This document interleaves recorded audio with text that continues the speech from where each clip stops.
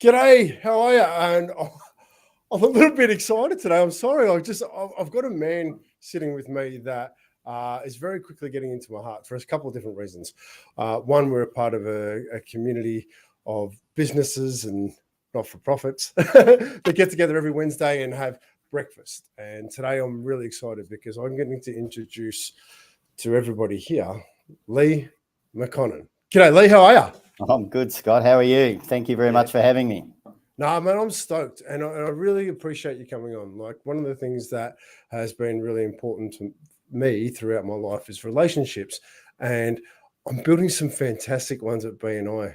And you in particular are somebody of interest to me simply because my son wants to be a buyer's advocate. So that's a really important thing for me to learn more about you. But one of the things at the moment that I think is really prominent in a lot of conversations is buying and selling houses at the moment. So I could think of nothing better than bringing you on and having a little bit of an education session on what's going on, why we need it. Well, firstly, I think your son's going to get a great leg up if he seeks out people that are in the industry and have been doing it for a while, because too many people jump into these sort of things not really knowing how it all sort of works and whether they're suited to this sort of role or not. So, I'm very impressed to hear that he's willing to have these sort of discussions, and would be more than happy to help him out. And secondly, you're right that buying property at the moment is very topical. Yeah, it is, isn't it? Like, it's the prices and everything that are going on, and the amount of people going in through open inspections, like it's crazy. But I do want to grab something very quickly before we head down that road, because one of the things that's really important to me is fatherhood, right? I love it. And it's my job as a father, I believe, to support him by putting him in front of the best people I can find to actually learn about the things he wants to learn about. And for me, to have you in my life to be able to support my son means the world. So thank you for that. Thank you. I appreciate those words, Scott. That's fantastic. Happy to help. No, thank you. All right, well, so let's dive into a little bit of what's going on at the moment. But what is going on at the moment? Oh, it's a very general question. It is. Look, I think in terms of the market generally at the moment, there's just a lack of supply, is the best way to describe it. Supply this year has been down probably around 30% on a typical year, but in certain suburbs it's down much more than that. Some suburbs are 50% down. So when you've got such a low level of supply, and there's still demand out there for that supply, there's a real imbalance, and we certainly haven't seen yet the sort of sales from people that are finding it difficult in terms of mortgages and what have you, the distress sales, and I think that's because most people are employed, which is a good thing, and the banks typically will help people when they're employed. So hopefully we don't see too many of those distressed sales, but it would be good to see a bit more supply come into the market. Why do you think the supply is down? I think there's a lot of inaction sort of at the moment. People just don't want to make that sort of commitment. And we're finding as well that there are people that are concerned if for example, let's say you're downsizing or you're upsizing, people are reading that there's not a lot of supply, so they're choosing to buy first in a lot of instances before they sell, and that exacerbates the problem, because if people aren't selling their property, that's one less property on the market, right? So they're going out there and looking and competing with everyone else, but waiting until they buy before they actually put their own sort of property on the market. So I just think there's a lot of inertia at the moment. People are sort of waiting. They want to see what's happening with mortgage rates. It's expensive to obviously transact with stamp duty and the like. So I think there's a lot of people just sitting on their hands and perhaps just waiting to see how everything pans out over the next sort of 6 to 12 months. Yeah, I mean, and it really is interesting times. There's so much uncertainty at the moment about what's coming, what's going, and making these decisions is a really important one. Absolutely, and it doesn't take much. If you've been thinking of doing something or moving area or whatever it might be, it's fairly easy at the moment just to sort of sit back and go, you know what, I'm not going to do anything. I'd rather just see how the lay of the land is, and that's what a lot of people are doing, and particularly when it's coming to the sale of their property as well, because there's a lot of mixed messages out there. I mean, I'm seeing what's happening on the ground, and I can see that things are quite strong, particularly for good quality property, but there's still a lot of negative press out there, and depending on what you read and what you listen to, you could well think that the market's not performing very well at all, or there's still a lot of economists out there predicting falls which aren't happening. But mate, a lot of people believe what they read or perceive, and that's causing a bit of inertia in that as well. Yeah. So where do you recommend people get their information from, especially around housing? Yeah, no, I think it's important to listen to people that are on the ground. Yeah. Okay, because you've got to remember that most of the news that we obtain is obviously from the media. Most of the media, they have not really got expertise in the fields necessarily that they're covering. They're journalists, right? They're there to write a story. And typically between are only read if it's doom or gloom, or or it might even be on the other side. There's nothing really in between. So if you want a truly balanced view and you want to know what's happening on the ground, then you speak to people on the ground, such as buyers advocates or even real estate agents. If you know of any sort of real estate agents. Even mortgage brokers and other people that are dealing with with property buyers all the time and are hearing firsthand or seeing firsthand what's actually happening. I think listen to the experts would be my advice, rather than just take what you read, or at least dig. I was always taught when I was younger that whatever you hear, whatever you read, don't take it as gospel. If something doesn't sound quite right, or you think requires a bit of investigation, then do that investigation and make sure you get the real story, because it's so important that you have that with anything you do in life before you take action or do anything without that sort of expertise. 100%. Seeking wisdom from others is probably the most powerful thing you can do, especially for those that actually are in it. And I'm going to be really careful with what I'm about to say, because I'm trying not to throw this under the bus, but real estate agents in general have got a pretty bad reputation for being slippery. Yeah. Right? So if that's the case, the best place I would have thought to get advice is from someone like yourself, or the man looking after your money. So that would be that puts a buffer between you, the sale, and the emotion. Like the stories you just said about the media. What's the media trying to do? It's trying to invoke emotion to get your attachment to the story, so they get eyes on their story. That's the job of a journalist, and the job of the media is to engage you as much as they can. Absolutely. Exactly the same as real estate agents. Yeah. Look, there's a couple of things there. I mean, all industries have got their bad people. Right? And real estate agents, are no different. There's good buyers advocates and not so good buyers advocates. So it's important to make the right choice in terms of who you actually work with. But there are some good ones as well out there. But I think what people really need to understand whenever you're looking to buy a property, that even if you've got a good relationship with a real estate agent, and let's say they've got a property that you're interested in, and you're quite excited about the fact that, oh yeah, well, I know this real estate agent, so I should be able to get a leg up. It's important to understand that they're paid by the vendor, and it's their job to get the highest possible price for their vendor.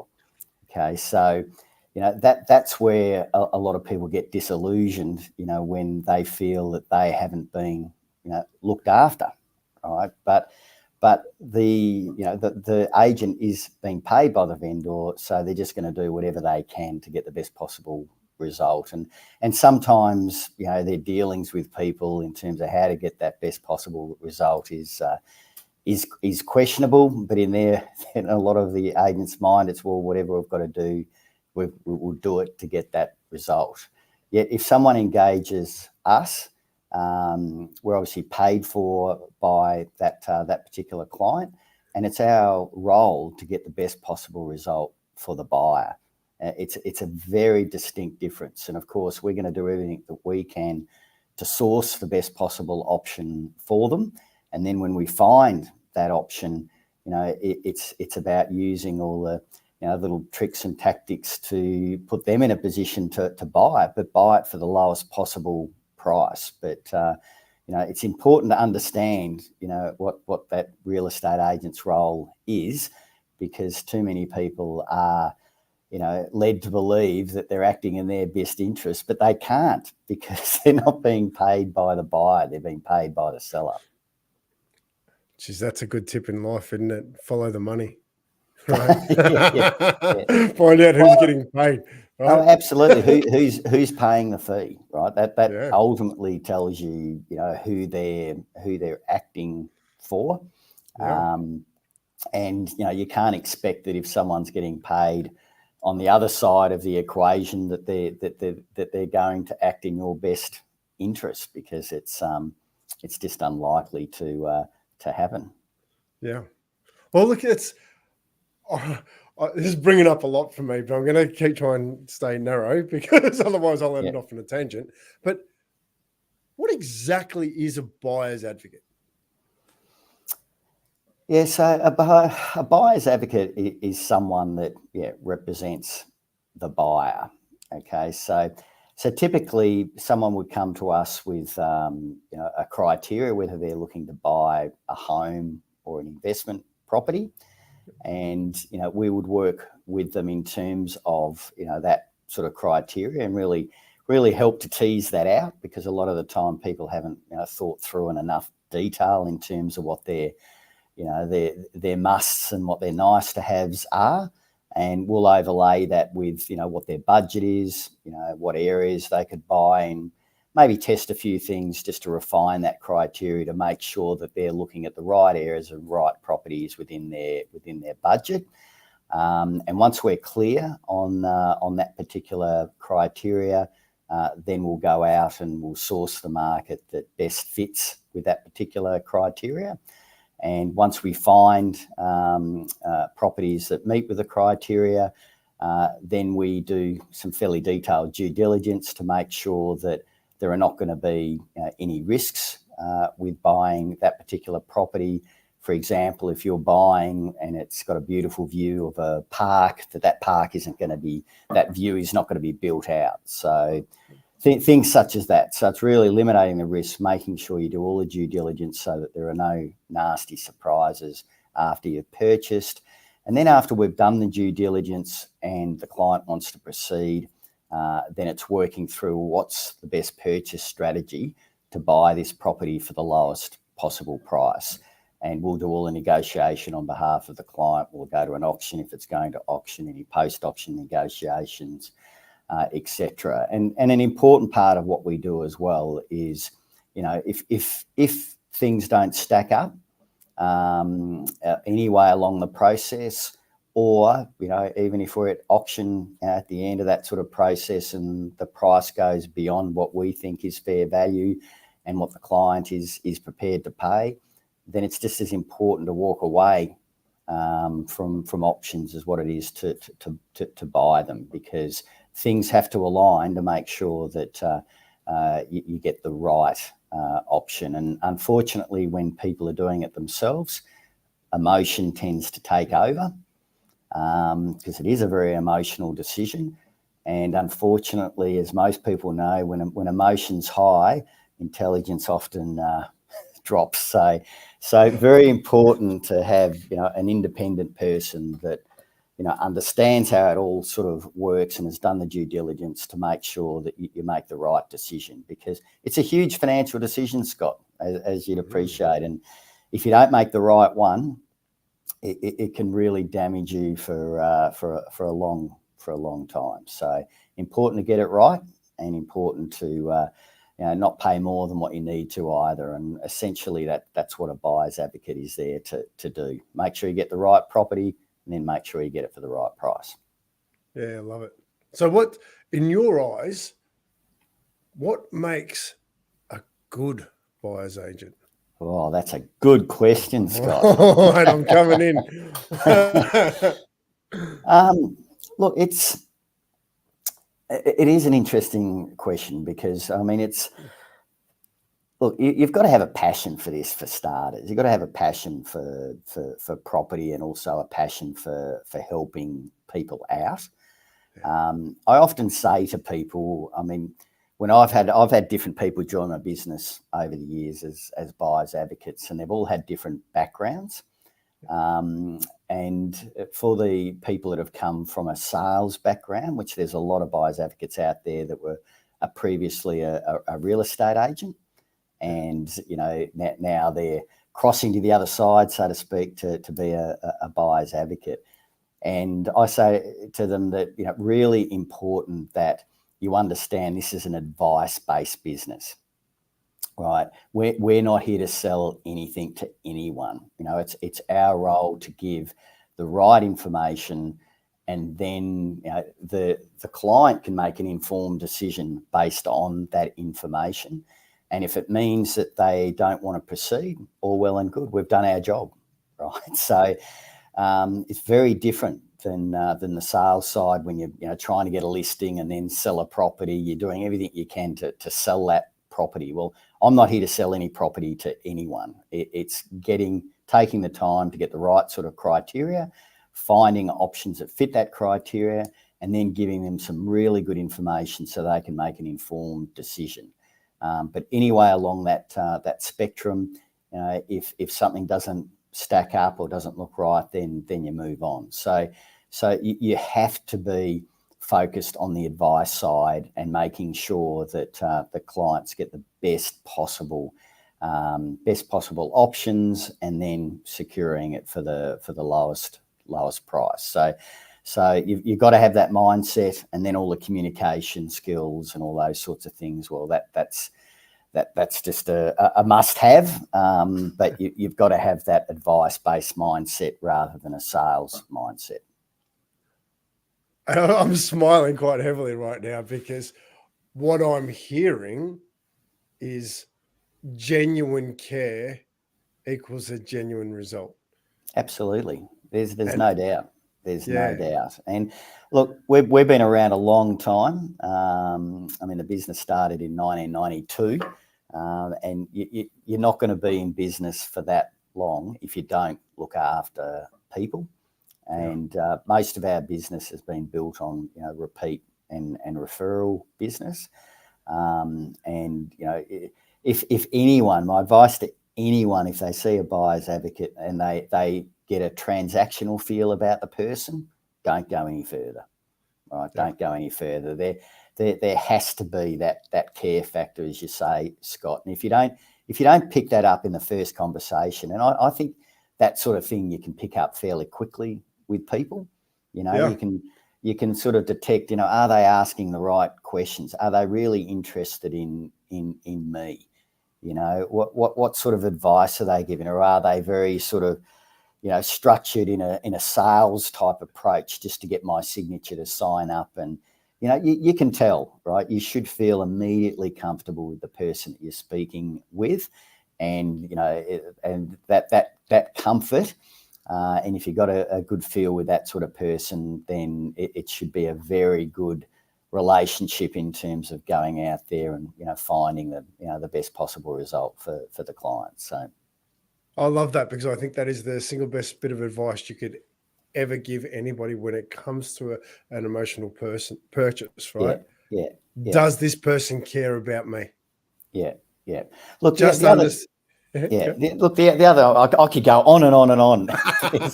You're making me just think about something in that as well. That look, there is a lot of there's a lot of new entrants in our industry. There's a lot of people that are starting as buyers advocates, and I wish them all the best. But you've also got to remember when you come to see a buyer's advocate, what are you actually paying them for, right? And there are a lot of people out there that what I sort of say hide behind statistics, right, and say you should buy here because these statistics tell you that you should buy here and blah blah.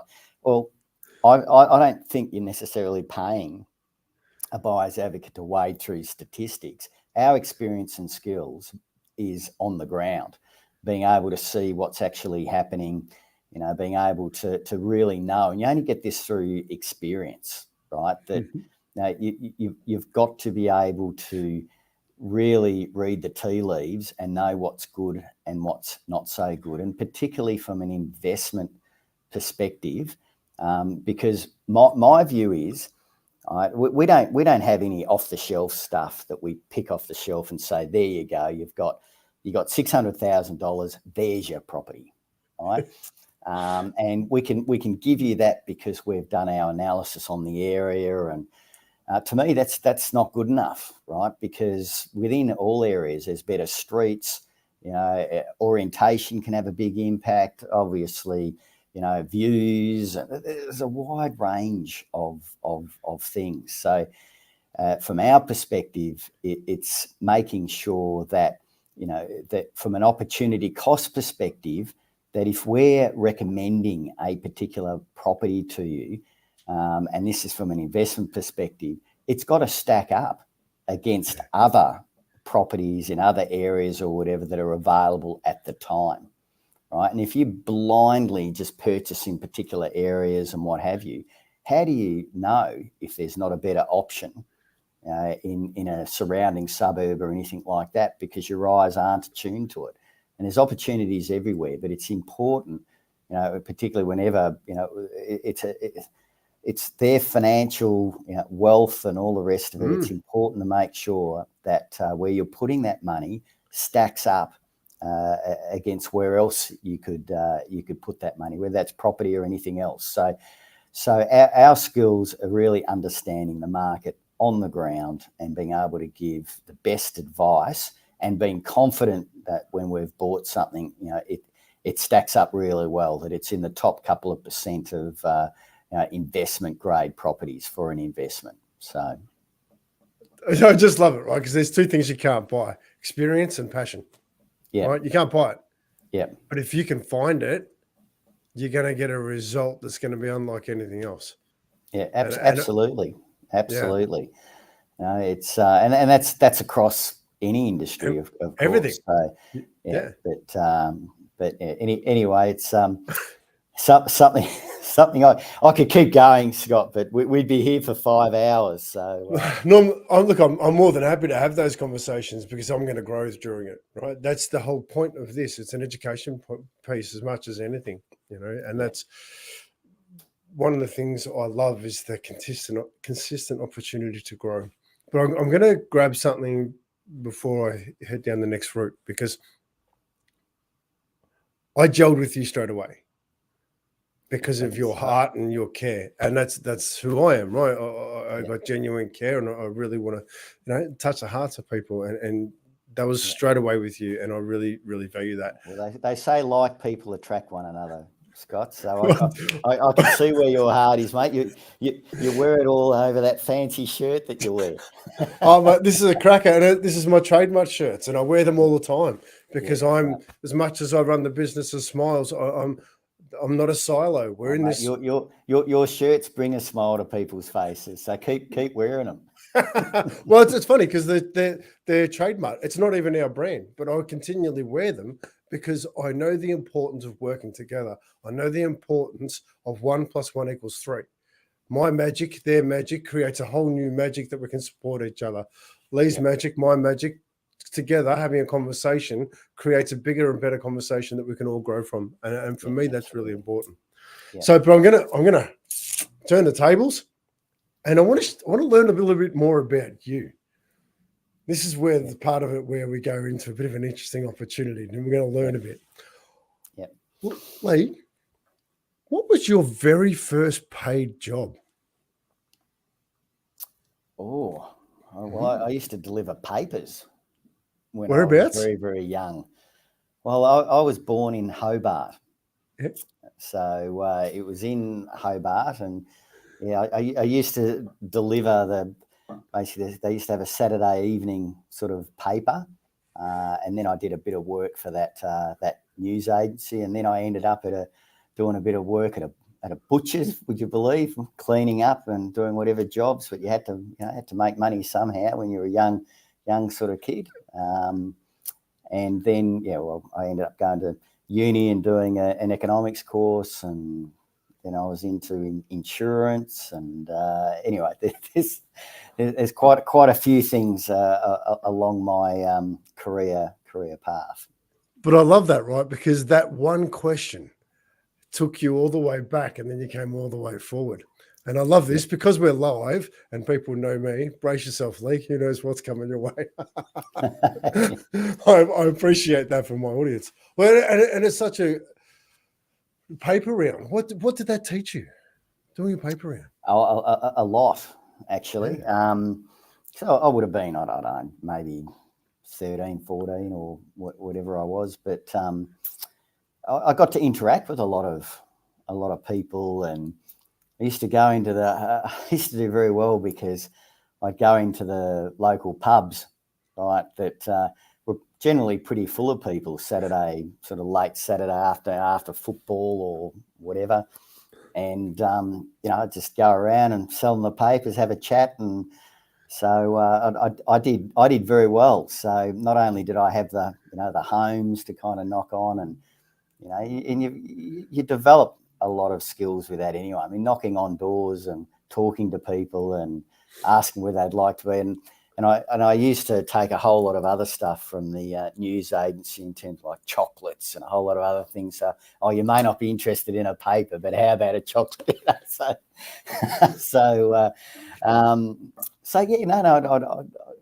guess, it learn a lot of communication, but sales skills and things like that. But it probably developed a fair bit of confidence in that as well, because, you are speaking to people of all, ages, and not everyone was kind. Sometimes they'd open the door and say, "I'm not interested, just go away." And, you just smile and say, "Okay, well, thank you very much. Hope you have a good evening," and off you go. So I think I learned a lot.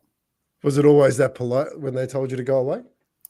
Not always, but that teaches you resilience. That never used to worry me at all. Yeah. Maybe early days it did, but Yep. later on it just didn't concern me at all. I used to think, that's okay. The next door I knock on, they'll buy a paper. It would make me more driven to get something in the next one. So yeah.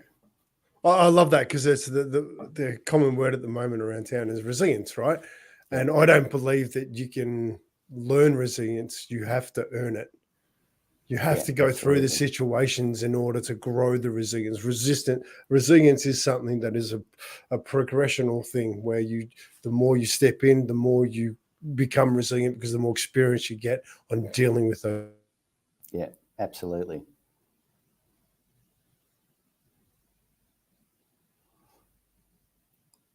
I think you're just cutting out, Scott. I love it. The internet in my area at this time of the morning is not the best, and I should be aware of that. But my next question for you, if you had 3 people at a dinner party, dead or alive, and you could invite anybody, who would they be? Oh, that's a good question. Oh God, someone like Mahatma Gandhi would be very interesting. I think in terms of finding out a bit more about his sort of life and what have you. Michael Jordan's probably a one that would be interesting as well. That's probably more for my son because he loves basketball, and I think he'd be a really interesting person. Who would be the third? I mean, it's probably someone like a Warren Buffett or someone like that that's done exceptionally well in terms of his investing. But he's an interesting guy in a lot of ways because he actually lives quite frugally in a lot of ways. And you think, God, for someone that's one of the richest people in the world, it would be interesting just to sort of tap in a bit into his life and really how he does sort of live, and what he's sort of driven by, and how he came about to be as successful as he is. So there's three very, very different people, but when you ask that question on the spot, they would be three people I'd love to meet, but I'm sure there'd be many others if I had time to think about that one. No, but I love it, right? Because that's a good insight as to who you are and what makes you tick. Yeah. I love that question for that reason. Yeah. I've got one more question before we wrap up today. And it's a really important one. If you could only give your kids one bit of advice, what would it be?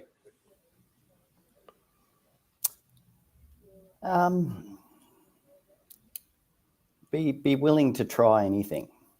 That I think we overthink a lot of things, and if you really want to achieve anything in life, you got to be prepared to get out of your comfort zone and just give things a go, and just to say, and don't be concerned if you fail.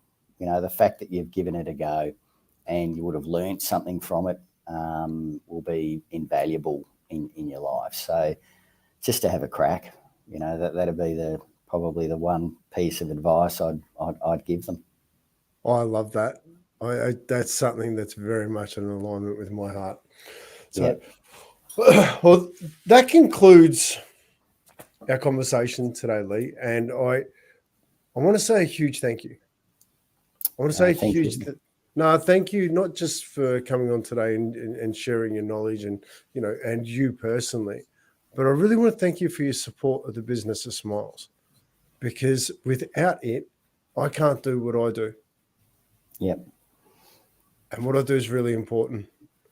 Yeah. So without that support, I can't make a difference. So from my heart to yours, I really want to thank you for your support, your knowledge, and just your presence in what we're doing together. 1 + 1 = 3. So thank you so much. I appreciate it, Scott. I'm certainly very, very happy that we've met, and I'm even happier that hopefully that I can provide some sort of role or support into what you're doing, because it's invaluable, and it's really important. And something that I really like, Scott, is that you've got a simple message, right? And which I think's great. And I know that you say the business of Smiles, and you're very much in that, and I know that you're creating a lot along the way, and you're going to create a lot more into the future. And any sort of role I can play in that, I'd be more than happy to. So I think you're doing great work. Really appreciate that, Leigh.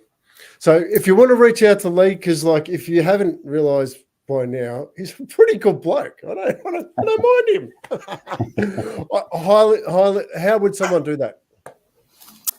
Yeah, well, there's a couple of ways. They could jump onto our website if they like, which is www.buyersadvocate.com.au. That's probably the easiest way, because it's got all the contact details and that in there. And I'd love to have a chat with any of the listeners. If you're looking for a home or investment or anything like that, there's complimentary consultation, and I love helping people. So, even if you just wanted to have a bit of a chat around what you should be looking at or doing, happy to do so. Yeah, brilliant. I love it. Awesome. Well, on that note, thank you so much, Leigh, for joining me today in a bit of a conversation about life and business, especially yours at a time where I think a lot of people can make a lot more wiser decisions. So I really appreciate that. Absolutely. All right. Thank you very much, Scott. I appreciate it. No worries. All right. Now I have to, that time of the broadcast, but I've got to find that button. That's the one that where is it? Hang on a sec.